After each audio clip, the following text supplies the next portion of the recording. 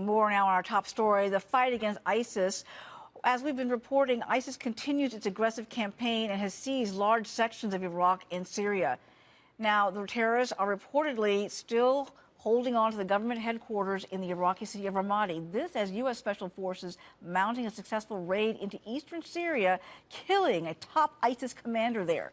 John Huddy has the very latest now from our Middle East Bureau. And John, tell us more about this ISIS commander, the fact that he was strategic in the financial operations of the group. Yeah. Well, you're absolutely right. His name was Abu Sayyaf. He was not only a top ISIS military commander, but he also controlled the terror organization's financial operation. So he was kind of the money man. He controlled the money flow for ISIS. So, you know, this raid and killing him, taking him out, could really significantly impact ISIS's financial operations and, of course, as I said, the money flow. What we know about the raid, and this was a really intense fight, it happened last night, according to U.S. officials, when the U.S. Army's Delta Force were airdropped deep into ISIS territory in eastern Syria near an area called the Al-Omar oil fields controlled by ISIS. They got into a firefight with ISIS militants, including Abu Sayyaf.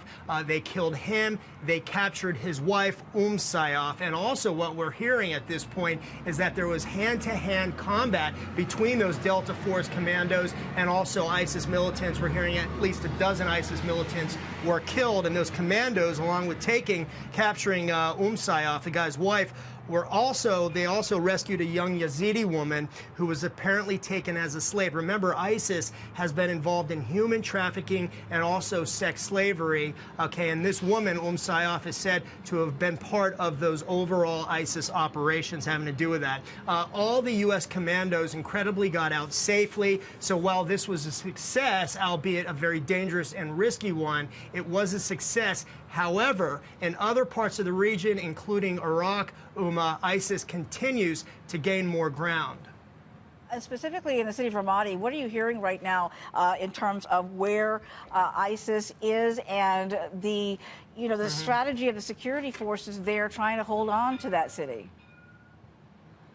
Yeah, well, right now, Iraqi military officials have been telling Fox News, our people on the ground, that they're gearing up for a major offensive. What we're hearing is that 3 combat battalions are on the outskirts of Ramadi. They're getting ready to launch an offensive to try to retake the city from ISIS militants. Yesterday, ISIS essentially blasted its way into Ramadi, taking the center of the city, taking the main government complex in the center of Ramadi, raising that ominous black flag. ISIS had already, over the past couple weeks, taken the northern and eastern parts of the city. So it was significant that they pushed their way in with suicide bombings and attacks targeting security forces, targeting Iraqi police, and then taking those government complexes over. So they remain in the city. If they take full control, this is very dangerous and could be a huge setback because Ramadi is 70 miles west of Baghdad. It's a main transportation corridor. And at this point, there's a massive humanitarian crisis